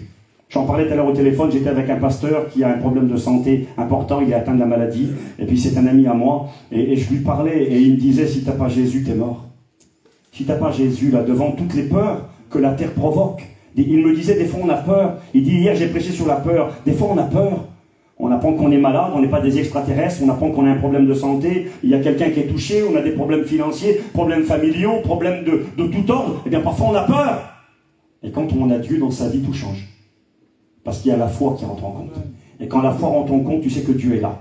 Tu sais qu'il s'occupe de toi. Les animaux féroces, tu les vois. Ce qui menace le monde et l'humanité, tu les vois. Tu es conscient, ils te menacent toi aussi. Et parce que tu appartiens au Dieu créateur, tu sais que lui te protégera. Tu sais que lui te gardera. Tu sais que lui dirigera ta vie. Et tu sais que lui sera capable de changer les temps et les circonstances. Ça change complètement. Le monde d'aujourd'hui vit un profond malaise. Et le plan que Dieu propose à travers l'évangile de son Fils bien-aimé ne correspond pas aux attentes du monde. Car trop contraignant avec la notion du péché. Les gens ne veulent pas qu'on leur parle. Vous savez, Nimrod, c'était bien. Avec lui, on pouvait faire ce qu'on voulait. Il fallait lui être soumis. Il fallait lui obéir. Bon, je ne l'ai pas lu tout à l'heure, mais je crois que je l'avais écrit sur une de mes feuilles. C'est écrit dans les livres juifs. Alors, c'est pas la Bible. On le prend avec des pincettes, mais c'est quand même intéressant. Ça ne touche pas à la doctrine. Les juifs disent dans leurs livres, il y a des écrits très vieux dans leurs livres, ils disent que la tour de Babel, elle avait une particularité. Elle était remplie de fenêtres. C'est ce qu'eux disent. Ils disent qu'il y avait des fenêtres partout autour de la tour, et que derrière ces fenêtres, Nimrod avait mis des gardiens qui devaient surveiller toute la population. On regardait à travers les fenêtres ce que faisait chacun et chacune. Ils avaient le droit à la paix et la sécurité, mais au prix de leur liberté. Ils avaient le droit à la paix et la sécurité, mais il fallait adorer Nimrod, il fallait le servir, il fallait lui rendre un culte. On devenait sa propriété. Et il y avait des hommes, disent-ils, qui par la tour surveillaient toute la population. C'est intéressant de prendre conscience que dans le monde que nous vivons aujourd'hui, tout est contrôlé et surveillé. Il y a des fenêtres aujourd'hui. On ouvre des fenêtres, c'est intéressant, le mot fenêtre en anglais, ça se dit window. Window, et Windows, c'est le nom qui est donné au programme informatique quand vous ouvrez des ordinateurs. On passe par Window, on ouvre une fenêtre. On prend le téléphone, tiens, j'ai ouvert une fenêtre. J'ai regardé sur le bon coin pour acheter quelque chose. J'ai commandé sur Amazon. Tout est surveillé. Ce que vous faites sur Amazon, ce que vous regardez sur le bon coin, tout est contrôlé. Vos achats, vos ventes. Aujourd'hui, on vit dans un monde de super surveillance où tout est surveillé en permanence. Nimrod connaissait déjà à l'époque pas l'Internet, pas les moyens qui sont les nôtres, mais cette réalité de la surveillance de la population. Il vivait dans un monde tyrannique avec un tyran. Nimrod n'était pas plus qu'un Hitler, qu'un Mao Tse-tung, que ces dirigeants qui ont dominé comme des dictateurs. C'est ce qu'il était. Un homme devenu un héros devenu un roi qui a pris la place de Dieu, qui se prend pour un Dieu et qui devient un tyran. C'est exactement ce que sera l'Antéchrist. J'ai marqué quels sont les animaux féroces qui font peur à l'humanité et empoisonnent la vie des hommes aujourd'hui. J'ai marqué à un tel point que toute l'humanité entière est en quête d'un grand chasseur. Aujourd'hui, les hommes veulent un homme qui soit capable de résoudre les problèmes du monde, d'apporter la paix et la sécurité face aux menaces qui touchent la terre d'aujourd'hui. J'ai marqué, mais quels sont les animaux féroces qui font peur à l'humanité et empoisonnent leur vie à un point tel que tous sont en quête du grand chasseur, comme Nimrod. Même s'il est en face de l'Éternel, ce n'est pas grave, du moment qu'il répond à nos attentes. Et regardez ce que j'avais mis, il y a plus de 10 ans en arrière. J'avais marqué, les animaux qui font peur aux hommes aujourd'hui ne sont plus des tigres ni des lions. Ils sont l'insécurité devant le flot constant de violence et de crimes. Le monde a peur de la violence qui est permanente et des crimes qui ont lieu dans le monde entier, là où il y a des guerres, mais même dans nos pays. Nous vivons dans des sociétés où le monde a peur. Hein, il y a des contrôles permanents, il y a des systèmes de sécurité un peu partout, les gens ont peur, ils vivent dans l'inquiétude. J'ai marqué l'insécurité de l'emploi. Ça paraît peut-être rigolo ou simple pour des gens du voyage, mais l'insécurité de l'emploi, il y a beaucoup de gens aujourd'hui qui sont très inquiets. Il va y avoir des grandes grèves là, dans quelques jours, le 19 jeudi, dans les rues. Parce que les gens ont peur à cause des retraites, ils ont peur pour leur travail, ils ont peur de leur avenir financier. Ils savent qu'il y a une grande insécurité. Il y a des gens qui, dans le monde, à cause parfois de la perte de leur travail, sont capables d'aller jusqu'au suicide parce qu'ils perdent tout. Je me rappelle de ce petit homme, on l'avait rencontré en travaillant, on était parti faire notre travail le matin, c'était en Bretagne, c'était un marin, et il expliquait que sa boîte était en train de couler, et il disait que si ça allait pas mieux dans ses affaires, qu'il pensait à se suicider. Parce qu'il ne pourrait plus faire face pour payer tout ce qu'il avait à payer. L'insécurité de l'emploi. Écoutez bien, la crise économique mondiale. Si c'était vrai il y a 10 ans en arrière, imaginez aujourd'hui. Endettement, faillite, plan de rigueur. On parle de récession, de dépression. Notre président Emmanuel Macron a dit que c'était la grande bascule aujourd'hui. Et qu'on allait vivre dans un monde qu'on ne connaît pas. Parce que justement, aujourd'hui, la vie est en train d'augmenter comme elle ne l'a jamais fait. Hein, le litre de gasoil à 2 € et plus. Faire ses courses avec 200 € dans ses poches, même pas remplir un caddie de magasin, ça va continuer à aller dans cette direction-là. Et vous savez, j'y ai pensé l'année dernière. On a fait l'année dernière des offrandes dans les églises de France pour aider l'Ukraine. Hein, on a fait des quêtes, on a ramassé de la nourriture, du riz, plein de choses. On a amené ça là-bas dans des camions. Et dans mon cœur, je me disais, bien, si les choses durent comme ça, et si Jésus ne revient pas maintenant, on risque de faire des quêtes dans nos églises pour les gens de la France, dans les mois et dans les semaines qui viennent, parce que les temps vont aller en s'aggravant. C'était vrai à l'époque. La crise économique mondiale, l'endettement, les faillites, les plans de rigueur, récession, dépression, l'inflation galopante, c'est-à-dire les prix qui augmentent. Il y a plus de 10 ans, imaginez maintenant. Hein. J'avais marqué, moi, à l'époque, la menace d'une guerre nucléaire. Les armes de destruction massive, armes biologiques, chimiques, radioactives. Alors j'ai écrit des choses, je ne lis pas ce que j'ai marqué en dessous. Le monde avait peur, il y a 10 ans, 11 ans, de la menace de guerre mondiale et de guerre nucléaire. Et puis depuis 1 an, eh bien, ils en ont parlé comme jamais, avec le conflit qu'il y a en Ukraine et avec les problèmes qu'il y a entre la Chine et Taïwan qui pourraient encore évoluer davantage. J'ai marqué le terrorisme, le fanatisme religieux, toute religion confondue, surtout l'islam. Les catastrophes naturelles, écologiques dont l'homme est en partie responsable. Israël et sa politique qui menace la paix mondiale. Ça, c'est les animaux qui font peur au monde aujourd'hui. La limite des énergies fossiles non renouvelables, le pétrole. On ne sait plus comment on va faire, donc on augmente le prix. La crise alimentaire mondiale, le manque d'eau. J'ai regardé les chiffres, je ne veux pas vous les lire pour ne pas perdre de temps. Mais aujourd'hui, c'est des centaines de millions de personnes, et peut-être même des milliards, qui ne mangent plus à leur faim. De l'eau qui devient de plus en plus rare sur la Terre. La surpopulation, la difficulté d'assurer la possibilité de se faire soigner, la dette mondiale. J'avais marqué ça, écoutez, il y a bien des années. Les épidémies et les pandémies. On n'était pas encore au Covid. Alors comment j'ai découvert? Je ne suis pas un savant, non. J'ai lu des livres. J'ai lu autour de moi. J'écoute ce que disent les hommes qui nous dirigent. Et puis, j'en viens à ce livre-là. J'ai marqué « Les hommes ont peur, mais ne veulent pas se confier en Dieu et se plier à sa volonté. C'est la course au veau d'or, c'est la course au plaisir, c'est la course au divertissement, à l'immoralité. Le grand message de l'homme aujourd'hui est celui-ci, il n'y a pas de Dieu. Et si Dieu existe, nous n'en voulons pas, nous n'avons pas besoin de lui. Le salut de l'homme viendra par l'homme. » Un jour, on a ouvert une place, c'était avec Yveton, il y a bien longtemps en arrière. C'était en Vendée là-bas, et quand on est rentré, on a témoigné à monsieur le maire. On a parlé de Jésus avec lui, et cet homme nous a regardé avec beaucoup de respect, et il a dit ceci, il a dit « Je ne crois pas en Dieu, je crois en l'homme. Je crois que le salut de l'homme viendra par l'homme. » Bien effectivement, il y a un homme qui va venir bientôt. Et cet homme-là se présentera comme le sauveur de l'humanité, se présentera comme le niveau de Nimrod, se présentera comme celui, regardez, les symboles choisis, c'est pas en vain. La tour de Babel, c'est marqué dans l'écriture, nous l'avons lu, ils cessèrent de construire. Et les théologiens juifs, les grands rabbins juifs, quand ils disent le verset, là, ils disent c'est bizarre que, écoutez bien, c'est bizarre que c'est pas écrit comme ça. L'Éternel les dispersa loin sur la face de la terre, et ça aurait dû être écrit, et il détruisit la tour. C'est pas écrit ça. C'est marqué, et ils cessèrent de construire. Et quand tu cesses quelque chose, c'est-à-dire c'est un arrêt provisoire.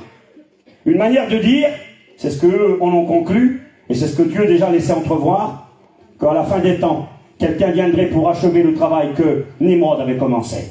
Un nouveau rebelle contre Dieu, un nouveau ennemi de Dieu, qui lui aussi, nous l'avons lu, arrivera à mettre toute l'humanité derrière lui, par la contrainte et par la force. Combien c'est important. Ça, c'est une affiche à droite, là. On voit vraiment la tour de Babel, mais on voit dessus, en plus, ils ont rajouté, eux, des grues, afin de construire. Une manière de dire, vous voyez, nous, on est en train de finir ce qui a été commencé. Ils ont marqué dessus, voici l'affiche de promotion officielle du Parlement européen. Il est écrit Europe, de nombreuses langues, une seule voix. Nous avons de nombreuses langues différentes. Vous voyez, une allusion à Babel, la confusion où Dieu a séparé, où Dieu a dit stop, cette révolte, cette guerre contre moi, cette insoumission, ce mépris de Dieu, je freine, j'arrête, et je fais cesser la construction. Eux, ils s'entendent dire, nous, on va finir. Regardez le livre là. Je vous demande quelques minutes, je vais me dépêcher très vite. Ce livre-là, donc pas un livre chrétien, la Bible nous annonce, je reviens à la Bible vite fait, à la fin des temps, le monde vivra une grande crise, un chaos. D'ailleurs, c'est comme ça que s'appelait le père de Nimrod. Il s'appelait Cush. Cush, ça signifie celui qui est brûlé par le soleil, mais ça signifie également celui qui apporte le chaos. Le chaos. Un grand chaos, un grand désordre. Et aujourd'hui, il y a un grand chaos mondial, un grand chaos économique, un grand chaos par rapport aux problèmes sanitaires, par rapport à la santé, un grand chaos par rapport aux armes. Je ne sais pas si vous le savez, mais depuis quelques semaines, là maintenant, depuis la guerre en Ukraine, on est en train d'assister, vous pouvez le vérifier, au réarmement des puissances mondiales. L'Allemagne, depuis la guerre, voulait plus d'armes. Elle voulait plus d'armes, elle voulait plus rentrer dans ce système. Elle avait joué un rôle tellement grave dans la Deuxième Guerre mondiale. Là, aujourd'hui, ils sont en train de mettre les bouchées doubles et en train d'armer la population. Acheter des armes et des armes. Mais pourquoi qu'ils veulent des armes? Pourquoi que tout le monde est en train de courir? Ça a existé, ça, entre les deux guerres. On a appelé ça le réarmement. Ça a abouti à une guerre terrible. Aujourd'hui, le monde se prépare. Et regardez. Je voulais d'abord vous présenter qui écrit le livre, là. Vous montrer qui sont les auteurs. Pour vous montrer que c'est quand même du sérieux, c'est du lourd, quoi. C'est pas des farfelus, des rigolos qui viennent de nulle part. Regardez, qui a écrit le livre là? C'est une lettre qui a été envoyée à l'ONU, ça. Le livre a été écrit en 2012, donc c'est pas non plus très vieux. Le signataire de la lettre, Edgar Morin, philosophe français. Michel Rocard, ancien Premier ministre, donc de François Mitterrand, français, c'est pas un rigolo, hein. Michel Delmas-Marty, professeur au Collège de France. Richard von Weizsäcker, ancien président de l'Allemagne. Milan Kučan, ancien président de Slovénie. Stéphane Hessel, ambassadeur de France. Fernando Henrique Cardoso, ancien président du Brésil. René Passé, économiste français. Bon, il y a des noms un peu compliqués. Philosophe allemand. Bernard Millet, diplomate français, ancien secrétaire adjoint de l'ONU. Patrick Vivray, économiste, philosophe français. Hamidou Abdallah, sous-secrétaire général des Nations Unies, ancien ministre des Affaires étrangères de Mauritanie. Ruth Dreyfus, ancienne présidente de la Confédération suisse. Après, il est marqué en bas Ricardo Lagos, ancien président du Chili. Moi, j'ai marqué sur le livre. C'est un livre qu'on m'a donné, ça. J'étais faire une mission un jour à Perpignan, et un garçon m'a donné ça. Il m'a dit, Steve, tu liras, ça pourra peut-être t'intéresser. Moi, j'ai marqué en bas, pas des rigolos. Donc, c'est pas des rigolos, c'est pas des noms qui viennent de nulle part et qu'on sait pas. Eux, on sait, on peut les identifier. Des gens qui ont eu une notoriété et qui ont dirigé des affaires politiques au niveau national et international. Écoutez ce qu'ils ont fait comme constat et quel est le but de ce livre. Donc déjà le titre, il parle de lui-même, le titre du livre. Le monde n'a plus de temps à perdre. Appel pour une gouvernance mondiale, solidaire et responsable. Ils disent dans le livre, je ne dirai pas tout, j'ai bloqué quelques pages. Nous devons faire face à une conjonction de crises d'envergure mondiale. C'est-à-dire qu'il y a plein de crises en même temps. Hein, les guerres, les maladies, les épidémies, l'argent qui ne vaut plus rien, l'inflation. Il y a tous ces problèmes, les menaces terroristes, il y a tout ça ensemble. Le risque de guerre nucléaire, le risque de guerre mondiale. Une conjonction de crises d'envergure mondiale qui est sans précédent dans l'histoire. C'est-à-dire qu'on n'a jamais vu ça dans l'histoire des hommes, depuis des milliers d'années. Épuisement des ressources naturelles. Destruction irréversible de la biodiversité, dérèglement du système financier mondial, famine, pénurie, pandémie, il n'y a pas de Covid à l'époque, hein, il y a plus de 10 ans, pandémie virale, désagrégation politique, aucun de ces phénomènes ne peut être considéré isolément. Ils sont tous fortement interconnectés et forment une grande crise. Il est temps de prendre la mesure du système, du problème. Et puis, ça c'est la lettre qu'ils ont envoyée, qu'ils ont signée. Voyez ce qu'ils disent encore, je lis pour vous. Dérives financières, dérèglements climatiques, dangers nucléaires, expansion de la pauvreté, dégradation de l'environnement. Les menaces de notre siècle sont par excellence planétaires. Personne, aucun État ne peut prétendre répondre seul à ces défis. Pire, s'accrocher à l'illusion qu'on pourrait s'en sortir tout seul est une folie. L'avenir de ce monde, plus que jamais, dépend de l'avènement. C'est terrible le mot avènement. C'est le mot qui est marqué dans la Bible. Il est écrit l'avènement de l'impie, la venue attendue par les hommes de l'impie se fera par la puissance de Satan. Et eux, ils utilisent le même mot. L'avènement d'un ordre démocratique global. Comme souvent dans l'histoire, le moment de la crise représente une occasion à saisir. Dans cette crise extrême et menaçante, disent-ils. C'est le sujet en souffrance pour la gouvernance mondiale. Et ça s'impose au monde entier. On n'a pas le choix par rapport à tout ça. Et ils disent toujours la même chose. Ils disent, écoutez bien, il y a urgence. Il est encore plus urgent de commencer à agir dans cette perspective. Le Collégium international, c'est-à-dire tous les hommes là et les femmes, et ses membres ont rédigé un appel aux Nations Unies afin de transformer le monde. C'est ce qu'ils disent dans leur livre. Je me dépêche, j'en finis, promis dans pas longtemps. Nous appelons les représentants des États à faire pression sur l'Assemblée nationale générale de l'ONU afin d'aboutir à l'adoption d'une déclaration universelle d'interdépendance pour mettre en place un gouvernement mondial. Ça, c'est le constat, c'est la requête, c'est la demande de ces hommes et de ces femmes. Écoutez bien, fin mai 2011, donc c'était il y a une dizaine d'années en arrière, un certain nombre de lauréats de prix Nobel se sont regroupés à Londres afin de débattre sur l'actualité, sur ce qui se passe aujourd'hui. Un groupe d'éminents scientifiques auquel on ne peut prêter aucun goût pour... Écoutez, alors, il méprise la Bible en disant ça. Il dit que ces gens qui sont réunis à Londres il y a une dizaine d'années en arrière, c'était les prix Nobel, donc les plus intelligents, les plus savants de la Terre. Ils se sont rassemblés. Et ils ont dit que ces gens-là, ils n'ont aucun goût hystérique pour les outrances apocalyptiques. C'est à dire que ce n'est pas des religieux qui croient dans la Bible, tout simplement. Ce n'est pas des gens qui croient dans l'Apocalypse, on va dire que nous on est des fous parce qu'on croit dans l'Apocalypse. Mais ce qui est terrible, c'est que les conclusions de ces hommes-là, c'est ce qui est marqué dans la Bible. Il dit que ce sont des gens sérieux, crédibles. Ils ne sont pas penchés sur l'Apocalypse. Mais il dit ceci. Ils ont pris le risque de s'adresser aux responsables du monde entier, en des termes que l'on est forcé d'interpréter comme un signal d'alarme inconditionnel. Ils ont fait ça l'appel de Londres. Et ils appellent le monde à une grande transformation. Ce qui impressionne surtout dans ce document, c'est la ferveur avec laquelle les scientifiques soulignent la nécessité d'agir maintenant. Le mot-clé dans cette dernière rédaction est le mot « urgence » du maintenant. Il le marque en anglais à côté. Cette urgence découle du fait que dans l'univers, des processus sont irréversibles. Il n'y aura pas de seconde chance. On n'a plus une journée à perdre.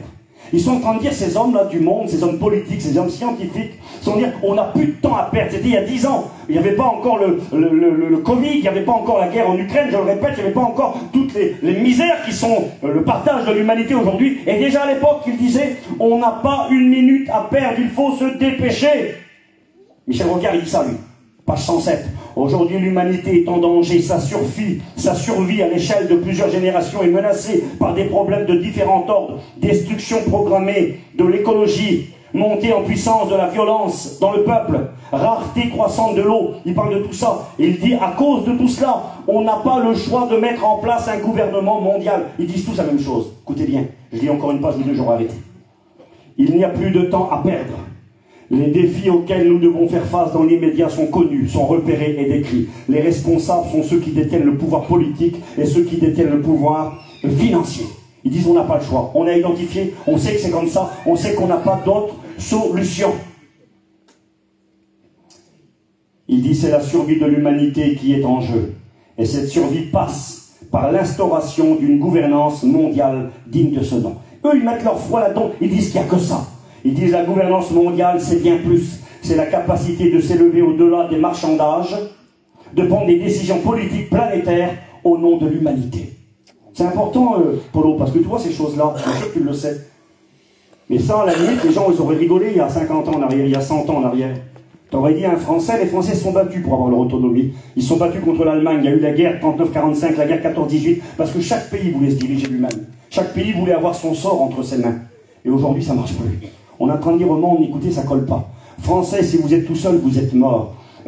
italien, anglais, espagnol. Si vous essayez tout seul, vous êtes mort. C'est des conflits internationaux, c'est des problèmes mondiaux. La seule solution, disent-ils, et ils ont tort, parce qu'il y a une autre solution, elle s'appelle Jésus. Mais ils n'en veulent pas. Alors ils disent la seule possibilité pour nous de s'en sortir, c'est la mise en place d'un gouvernement mondial. Ça m'a interpellé parce qu'il cite la Bible, les gens. Écoutez ce qu'il dit là. Il dit, depuis la Déclaration universelle des droits de l'homme à la proclamation des objectifs d'un millénium ou de la sécurité humaine. Ils veulent mettre, eux, un millénium en place. Mais c'est marqué dans la Bible, ça.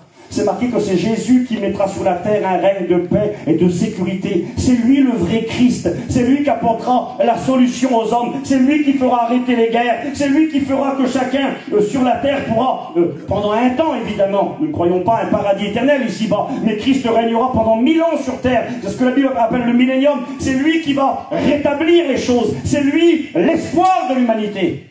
Ces gens-là, ils disent non. Ils disent, c'est dommage parce que je dois arrêter, j'ai pas le temps de vous lire plein de choses, il y a plein de choses tellement intéressantes dans ce livre-là. Mais ils arrivent à la conclusion que le monde n'a plus de temps à perdre, la seule solution, c'est le gouvernement mondial avec un homme à sa tête. Ça, c'est le rapport des hommes, un livre qui a une dizaine d'années. Moi ici j'ai la Bible, je vous ai présenté des choses qui ont été écrites il y a des milliers d'années. Le premier antéchrist, c'était exactement la même situation. Il a émergé, il a pris le pouvoir, il a fait la guerre à Dieu, il a pris ce symbole à travers la tour de Babel d'un défi lancé à l'Éternel. Puis là aujourd'hui, moi j'ai des hommes qui dirigent le monde, qui prennent le même symbole, une tour de Babel. Ici au Parlement européen, on reconstruit le même symbole. La tour elle existe, j'y suis allé, je suis rentré à l'intérieur. On a même fait ici un montage, vous voyez, le Parlement européen, siège de la nouvelle Babylone. Si vous sauriez les symboles qu'il y a là-bas. Et je dois finir. J'ai ici avec moi des choses que l'on peut retrouver à Bruxelles et qu'on peut retrouver aussi, à Strasbourg. On a pris des symboles à l'intérieur. On a pris une femme, déshabillée, je m'excuse, dévêtue, allongée sur un animal. Vous lirez chez vous l'Apocalypse au chapitre 17. Et je vis une femme qui était assise sur une bête pleine de noms de blasphème. Et puis, il y a plein de choses à dire là-dessus, ça serait compliqué, mais ils choisissent les symboles. Et ils prennent une femme allongée sur une bête. Son nom était Babylone, la grande Babylone. Babel. On retrouve Babel, on retrouve les symboles. Là, vous allez à Strasbourg ou à Bruxelles, on a les symboles, on a la tour. Mais pourquoi vous faites ça? On veut achever ce que Nimrod a commencé. On veut amener le monde dans cette révolte totale et finale contre Dieu. Et on va tout préparer pour que cet homme arrive. Le monde se prépare à cela. Vous savez qu'est-ce qu'ils attendent? Un dernier déclic, la dernière goutte qui va faire déborder le vase. Vous savez qu'est-ce que c'est? Moi je le sais, parce que la Bible le dit. Le monde est prêt, le monde le veut, le monde attend. Le livre, là, il a une dizaine d'années, ils écrivent leur vouloir. C'est pas caché, c'est plus un secret. Ils disent c'est la seule solution, c'est la seule solution. Je me rappelle l'année dernière, ou il y a 2 ans, quand il y avait le problème du coronavirus, je me rappelle l'ancien Premier ministre d'Angleterre, je ne me rappelle plus son nom, il a pris la parole, il a dit la seule solution pour nous, c'est le gouvernement mondial. Vous allez en écouter parler régulièrement. Quand les gens du monde parlent de moi ou d'autres qui dénoncent ces choses, on dit de nous qu'on est des conspirationnistes, qu'on voit le mal partout et puis qu'on n'invente rien. Ce que je vous dis là, moi je le prêche il y a une vingtaine d'années. Avant moi, Jimmy l'a prêché. Avant moi, les anciens, le Cossette le prêchait. Annonçait tout cela. Les gens devaient peut-être rigoler il y a 60 ans ou 70 ans en arrière. Aujourd'hui, on ne rigole plus. C'est devant nous, on est arrivé là. Vous savez qu'est-ce qui empêche? J'ai terminé maintenant. Qu'est-ce qui empêche que ça se fasse alors? Pourquoi s'ils sont prêts? Pourquoi s'ils le veulent? Pourquoi ça ne se fait pas encore? Je vais vous dire pourquoi ça ne se fait pas encore. Je cherche une petite feuille là, que j'ai mis là. Je vais vous lire un truc, puis on aura fini. Je vais vous dire pourquoi ça ne se fait pas. Ça ne se fait pas encore parce que le grand patron, ce n'est pas les hommes qui dirigent la Terre. Ce n'est pas Poutine le patron. Aujourd'hui, ce n'est pas Biden, le président américain, avec toute la force qu'il a, avec toutes les capacités et l'autorité qu'il a. Celui qui a le pouvoir de déclencher toutes ces choses, il s'appelle Jésus. C'est lui le patron. C'est lui qui donnera le feu vert. C'est lui, c'est marqué dans l'Apocalypse, qui ouvrira le premier seau et qui donnera la possibilité à cet homme. Pourquoi va-t-il lui donner l'autorisation? Parce que c'est ce que le monde veut. Et Dieu respecte le monde. Dieu n'est pas d'accord. Dieu ne veut pas de ce système. Ce système, il est anti-Dieu, il est anti-Christ, et il sera mis en place par les ennemis de Dieu. Mais Dieu sait que les hommes ne veulent pas de lui, alors Dieu respecte l'humanité. Et à un moment donné, le Christ va faire cela. Vous ne voulez pas de moi, vous me méprisez, vous voulez quelqu'un pour vous diriger, pour vous résoudre vos problèmes. Vous ne voulez pas de moi? Ok. Qui c'est qui veut de moi? Moi je suis un chrétien, je lève ma main. Moi je veux Jésus. Moi, je ne veux pas l'antéchrist. J'ai compris que pour résoudre les problèmes de l'homme, ce n'est pas un homme qui va résoudre mes problèmes. Celui qui résout mes problèmes, il s'appelle Jésus. Il est mort à la croix de Golgotha pour moi. Et bientôt, il va venir. Eh bien, ceux qui ont aimé l'avènement de Jésus Bientôt vont partir dans le ciel. Et Jésus laissera l'humanité avec ces gens-là. Le dernier événement qui va permettre l'établissement du royaume de l'Antéchrist sera l'enlèvement de l'Église. Il ne reste plus que ça. Il manque plus que ça. L'Église peut partir ce soir. Moi, j'y crois depuis longtemps. Amen. Je vous lis ça, puis on aura fini. J'ai marqué citation d'hommes politiques, certains connus, d'autres moins connus. Nicolas Sarkozy, déjà à l'époque. Le message, je vous dis, il y a quelques années, c'est en 2009. Le 16 janvier 2009, face à tous les ambassadeurs, Sarkozy a dit ceci, en France. On ira ensemble vers le nouvel ordre mondial. Et personne, je dis bien personne, ne pourra s'y opposer. C'était il y a bien longtemps. Biden, l'année dernière, ou en début d'année, enfin en 2022, a fait une réunion avec des hommes d'affaires aux États-Unis. Je ne suis pas caché, on le trouvait dans les journaux, j'ai lu l'article, ça m'avait interpellé. Il disait qu'il fallait travailler à la mise en place d'un nouvel ordre mondial et que l'occasion qu'il y avait aujourd'hui de changer le monde entier est unique et qu'elle ne se reproduira pas avant des dizaines d'années. Donc le monde est prêt. Ils veulent saisir l'occasion, toutes les crises qui sont là aujourd'hui, pour changer la face du monde. Écoutez, David Rockefeller a dit ceci. Nous arrivons à l'émergence d'une transformation mondiale. Tout ce dont nous avons besoin, c'est d'une crise majeure. Et le peuple acceptera le nouvel ordre mondial. C'est ce qu'eux avaient compris. Pour un gouvernement mondial, il faut une grande crise. Le père de Nimrod s'appelait chaos et division. Le grand chaos d'aujourd'hui va laisser place. Vous savez, des choses que les gens n'auraient jamais acceptées, aujourd'hui, ils sont prêts à tout. Ils voient que ça va mal. Je ne veux pas jouer au prophète de malheur. Moi, c'est ce que je crois. Et que Dieu fasse que je me trompe. Mais je crois que l'année 2023 va être une année très compliquée pour tout le monde. C'est ce que je crois. Je voudrais vous souhaiter, on est au mois de janvier encore, une bonne année, une heureuse année, de l'abondance, de la prospérité. Je vous souhaite plein de bonnes choses. Mais je crois dans mon cœur que l'année 2023 va être très compliquée. Dans tous les domaines. Parce qu'il faut que le chaos grandisse. Il faut que ça continue pour que le monde soit prêt à tout accepter. Il y a eu une manifestation de gilets jaunes samedi dernier. Excusez-moi de la rigolade, 4000 ils étaient. Ils vont changer la face du monde. Personne. Les gens n'y croient plus. Ils se résignent. Ils disent il n'y a plus d'espoir, il n'y a plus d'espoir. Si quelqu'un pouvait venir et tout arranger. Le problème en Ukraine, là-bas, le problème en Russie, le problème de la menace mondiale, le problème de la faim, le problème de l'argent, si quelqu'un pouvait arriver. Robert Mueller a dit ceci, ancien assistant au secrétaire général de l'ONU. Dès que possible, nous devons arriver à élaborer un gouvernement mondial et une religion mondiale dirigée par un leader mondial. Jacques Attali, conseiller spécial de François Mitterrand, fondateur de la Banque européenne, il a été le conseiller de Sarkozy, de François Hollande, et c'est lui qui a mis en place Emmanuel Macron. Jacques Attali a dit ceci. Un gouvernement mondial est la seule entité apte à relever les défis titanesques que lance le XXIe siècle. Crise financière, bouleversement climatique, menaces nucléaires, guerre, famine, épidémie. Nous devons instaurer ce gouvernement rapidement avec une police. Je l'ai vu moi l'émission quand il dit ça. Nous devons instaurer un gouvernement rapidement mondial, avec une police mondiale et un tribunal mondial. Mettre en place un gouvernement comme celui-ci n'est pas si compliqué, ça peut se faire en 24 heures. Paulo dit ça de vieux. Tu l'as écouté? Ça peut se faire en 24 heures. Il dit on a l'ONU, qui peut être la base, on a le Fonds monétaire international pour la gestion financière, on a l'armée de l'OTAN, et tout est prêt. Ça c'était il y a 10 ans, 15 ans qu'il disait ça le monsieur. Je ne vous raconte pas aujourd'hui. Le monde est prêt. Ce qu'avait dit la Bible, ce qu'avait dit l'Écriture comme devant arriver à la fin des temps. L'émergence d'un gouvernement mondial avec un homme à sa tête, suite à une grande crise, un grand chaos, eh bien, est exactement en train de se mettre en place, et plus que se mettre en place, je pourrais dire que tout est mis en place aujourd'hui. Le monde est prêt, le monde l'attend, le monde le désire. Ça continue constamment, les crises que nous connaissons font qu'accélérer le processus. Il ne manque plus qu'un événement, plus qu'un seul. La disparition des chrétiens. Et quand les chrétiens partent, il ne faudra pas longtemps. Supposons que c'est ce soir, parce que ça va arriver un jour. Seigneur, si vous sauriez comment je désire ce jour, moi. Amen. Sincèrement. Amen. Steve, t'es un égoïste. Non, je ne suis pas un égoïste. J'ai 47 ans, je suis père de famille, j'ai un petit-fils aujourd'hui que j'aime de tout mon cœur. Et je sais que sur la terre, j'ai rien à attendre. Je sais que la seule chose que je vais attendre sur la terre, c'est un coup de téléphone où on va me dire que j'ai perdu quelqu'un que j'aime. Il n'y a que ça que je vais attendre. J'aurai un coup de téléphone comme ça. Je ne suis pas négatif, mais c'est la vie. C'est attendre les problèmes de famille avec les enfants, avec ceux qui nous entourent. Ça, c'est tout ce qu'il y a à attendre de la terre. Et puis ça va tellement mal et de plus en plus mal. Le monde est en train de sombrer dans les ténèbres. Puis moi, je sais que lui, il arrive. Alors je suis obligé, je m'excuse, c'est marqué dans la Bible. L'esprit et l'épouse disent « Viens, Seigneur Jésus ». Moi, je lui dis « Viens, Seigneur, je t'attends ». J'ai compris que ce monde n'a plus d'espoir. Ils espèrent en un homme, ils espèrent que cet homme va tout solutionner, c'est pas vrai. C'est le diable qui le mettra en place. Il va amener le monde encore plus bas. Il va les séduire, les tromper, le monde est prêt et ils l'attendent. Mais moi j'attends Jésus et je sais qu'il vient. Amen. Le Seigneur nous a dit que toutes ces choses allaient arriver et que dès que l'Église partirait, tout basculerait en un instant. Aujourd'hui, il n'y a plus que ça à attendre. L'Église peut partir à n'importe quel moment. Il faut que tu sois prêt. Imagine, on va prier tout de suite. Si l'Église part ce soir, j'y crois, et j'y crois, je le veux, je le désire de tout mon cœur. La télévision, dans la nuit ou demain matin, tu te lèves, tu allumes la télé, coup de téléphone, allô, t'as pas vu un tel? Non, il est plus là. Un tel a disparu, c'est ce qui va arriver. J'y crois, c'est ce que la Bible enseigne. Un tel est parti, un tel est parti. Appelle l'autre là-bas, ils sont plus là-bas. Tiens, c'était des chrétiens les deux, ils ont disparu. Hein, pas possible. Télévision. Des millions d'individus ont disparu sur la terre, c'est ce qui va arriver. J'y crois de tout mon cœur.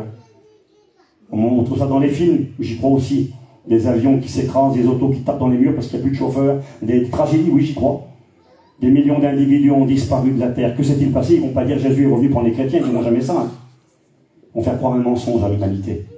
On noiera le poisson, on dira des bêtises, on parlera d'extraterrestres, on dira qu'on n'a pas de réponse, c'est inexpliqué, mais des millions d'individus ont disparu. Qu'est-ce qu'il faut faire? Mettre en place tout de suite un système mondial pour essayer de trouver une solution, en plus de tout ce qui arrive. Et là, en un instant, le piège se refermera. Et sera mis à la tête de l'humanité un homme qui dirigera le monde. En 10 grandes régions. J'ai une carte, elle est dans mon téléphone, je peux vous la montrer. Aujourd'hui, la Terre est déjà séparée en 10 grandes régions. On a séparé l'Amérique du Sud, l'Amérique du Nord, le continent européen, la Russie, la Chine. On a 10 grandes régions. Le monde est quadrillé, prêt à être gouverné par un leader mondial. Tout est prêt. Jésus peut revenir n'importe quand. Alléluia. Ça, c'est juste une partie des signes. Il y en a plein d'autres. Jésus peut revenir, et tu sais quoi? Eh bien, il voudrait te prendre avec lui. On va baisser nos têtes, s'il vous plaît. Il voudrait que tu prennes conscience que la Bible est la vérité. Et je crois que tu le comprends. Et si je peux toucher ton intellectuel, si je peux toucher ton cerveau ce soir par la parole, c'est bien. Mais Dieu veut aller plus loin, il veut toucher ton cœur. Il veut que tu réalises que pour partir avec lui, pour échapper à cette colère, à ces jugements, à ces catastrophes, à ces calamités qui viennent sur le monde, il faut que tu te tournes vers Jésus. Il faut que tu mettes ta foi en lui. Il faut que tu lui dises, Seigneur Jésus, garde-moi, sauve-moi, je te demande pardon. Je suis un pécheur, je ne mérite rien du tout. Mais je crois que tu es mort à la croix pour mes péchés. Je crois que tu es ressuscité et que bientôt tu vas venir prendre ton église. Je veux partir avec toi. Seigneur, merci de m'avoir parlé, merci de m'avoir éclairé. Je te demande pardon, je te donne ma vie. Si tu fais cette prière-là à ta place, avec tes mots à toi, je te le promets, tu repars de la Réunion sauvé. Rétrograde, reviens vite. Il est temps et plus que temps de prendre position. La Bible est accomplie, la vérité est accomplie. Il revient, Jésus arrive, l'Antéchrist arrive. Choisis qui tu veux rencontrer. Seigneur, je te rends grâce pour cette soirée. Je te dis merci pour la méditation.